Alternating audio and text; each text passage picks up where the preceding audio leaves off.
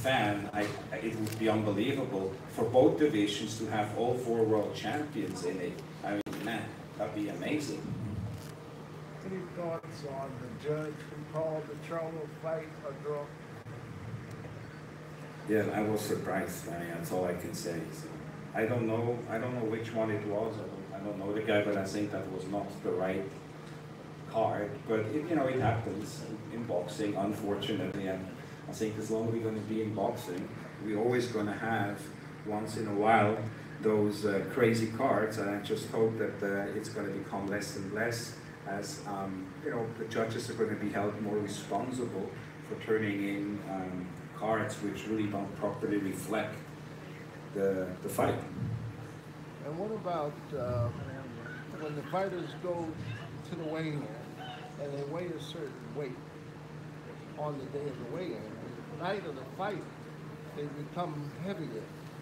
Yeah, that's a very good point, and I know Lance actually wrote a story about it, and I think some other reporters as well. They had this week a dehydration seminar organized by Andy Foster, who really is doing a hell of a job. He's the executive director of the California State Athletic Commission, and to change that, because there's some studies they made which shows that in some cases, a fighter gained like 20% or something like that, or over 20% in weight from the weigh-in to the night of the fight. I mean, that's dangerous, and that's got to stop. And all 4 heads of the sanctioning organizations were in Los Angeles earlier this week, and we're meeting with the commission, and I'm sure they're going to come up with the right protocol to avoid that. And maybe it's going to be a day off fight weigh-ins, and you can only add so much weight,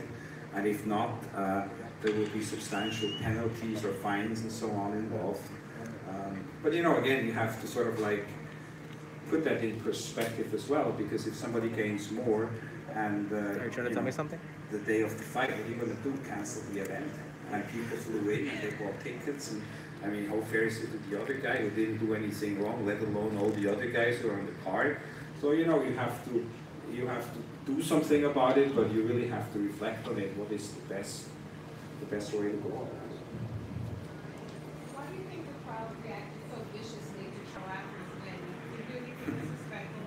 It wasn't a terrible fight. Well, that's a great question, and I think, the perfect answer to it. It reminded me about Floyd Mayweather. They usually reacted to him the same way. And, in boxing, we have great champions, we have many champions, but we have very few fighters who are able to evoke those kind of emotions in people. Man, the whole Staples Center was booing it.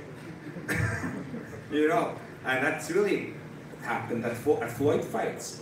And then as Floyd, did more fights and showed how talented and what he is and how great he is, the cheers started to get louder and the boos started to get lower and less. And so I think you're going to see that with the Charlos as well. I mean, they are bigger than life personalities. And in boxing, we need that, we need that. We need personality like that. I mean, I see it with some of my own family members that says, since Floyd retired, the Charlos are really our favorite fighters now. Because, they have attitude. They bring more than just boxing to the game. They bring personality, and I think that's great. When you spoke to Abner in the dressing room, yes, did he have any feelings about the decision?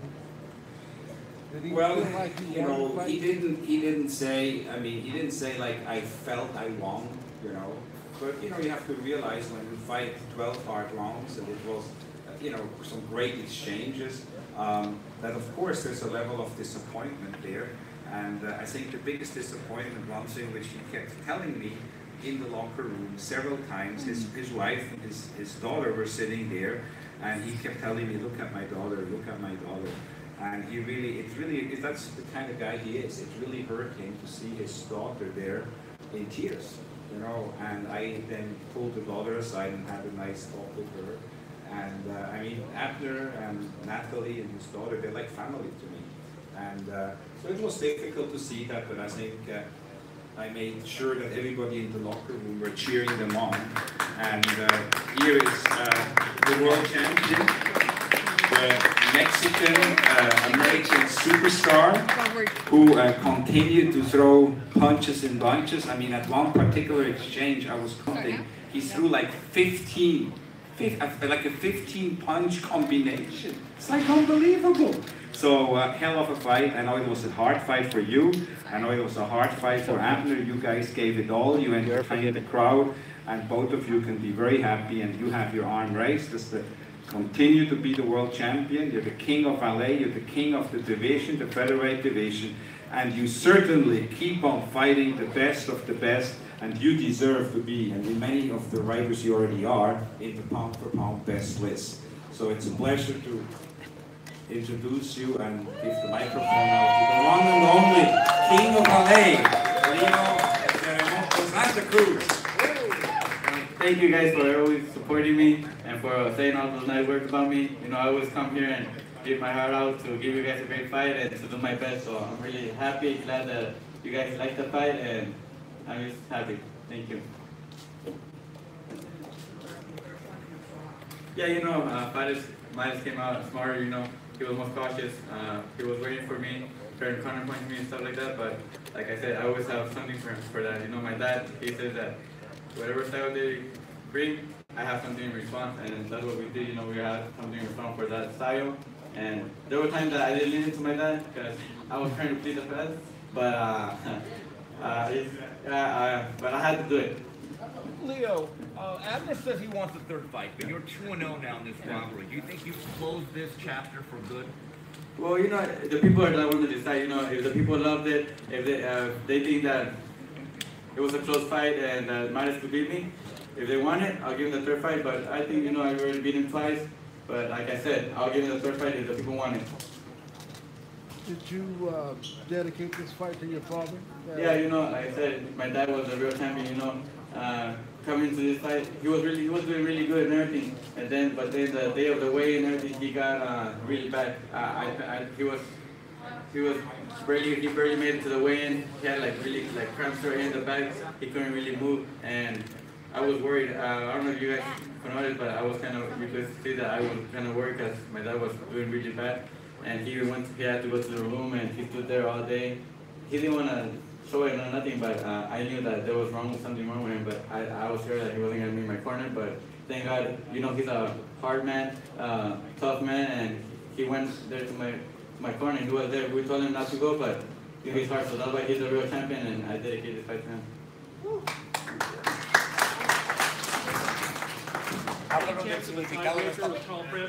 Yeah, of course.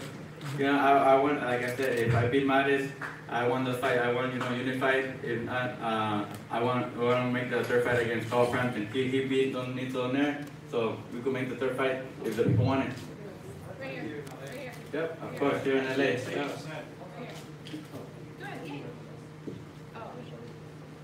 I was just going to ask, you might have asked that in here, but you mentioned after the fight, Richard mentioned it earlier too, that it looks like you guys want to go after the Gary Russell fight, right? Yeah, of course. So how important is that? I'm sorry. How important is that to you to get that done at this point?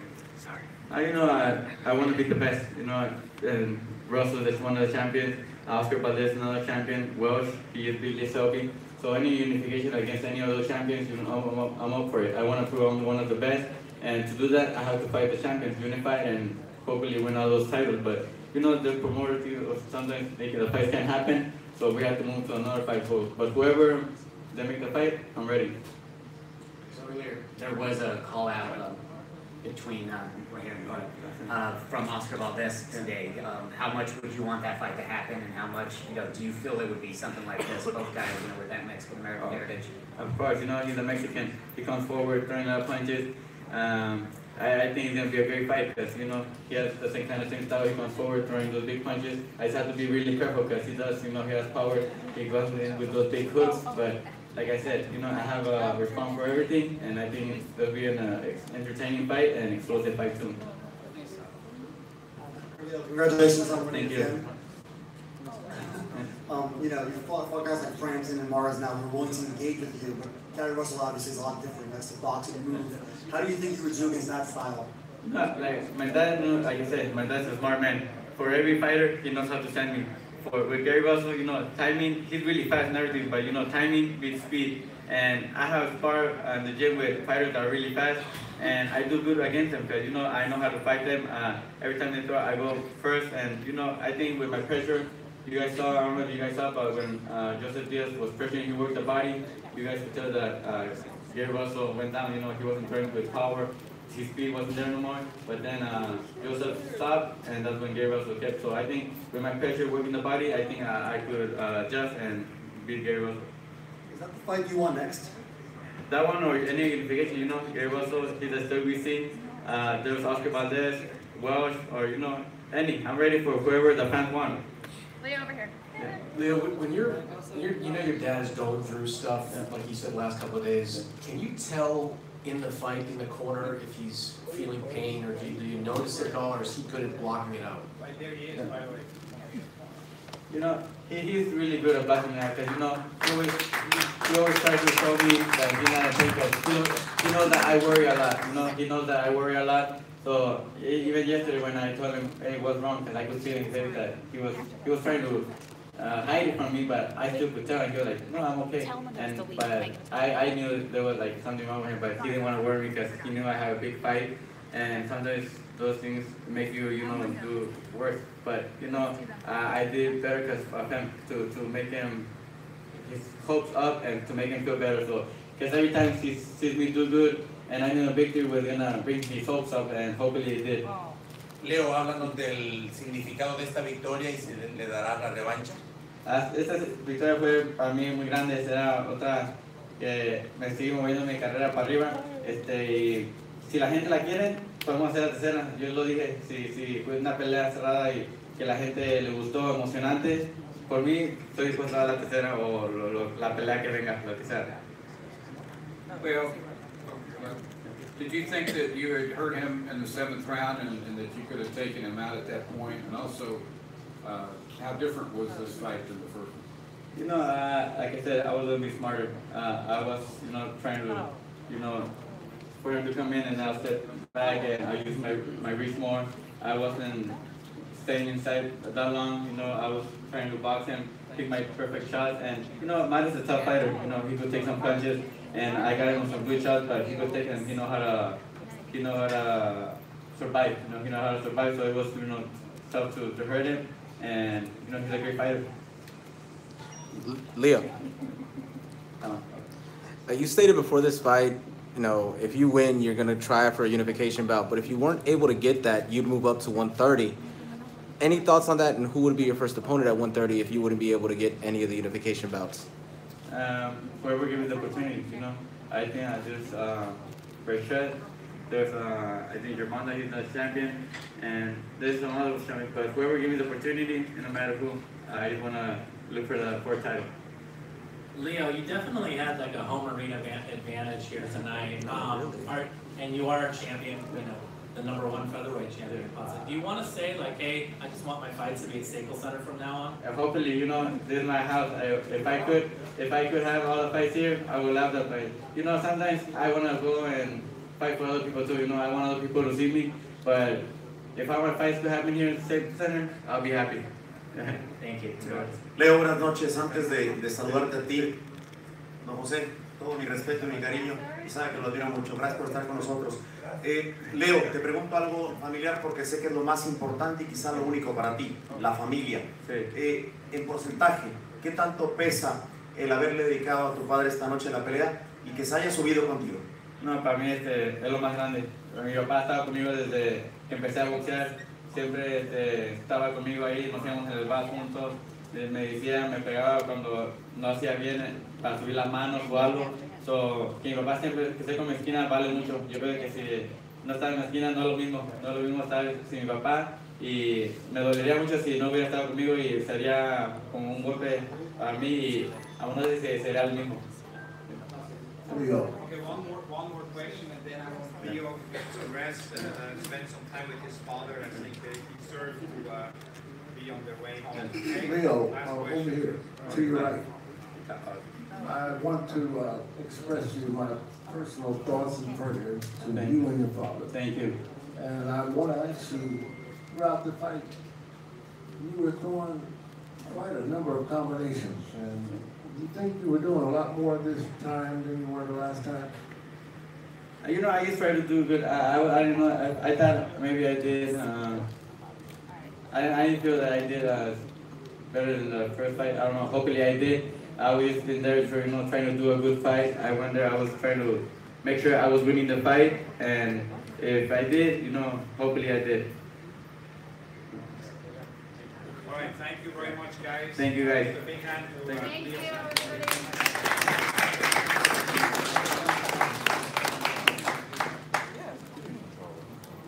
And of course, radios. Better walk out with them, Lisa, or else so many people are gonna try to interview him. You know how that works. You know how that works, Lisa.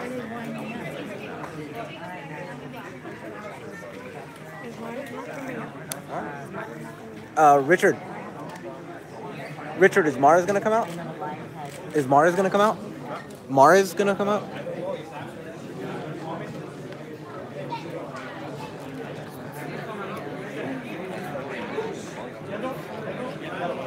Cruz, can you see, is Abner coming? Is Abner coming? Can you guys find out, please? Tim, do you know if Abner's coming? Hold on, I think Abner might be coming. Damn. Oops, I said that out loud. My bad. Richard. I need a charger too, bro. Yeah.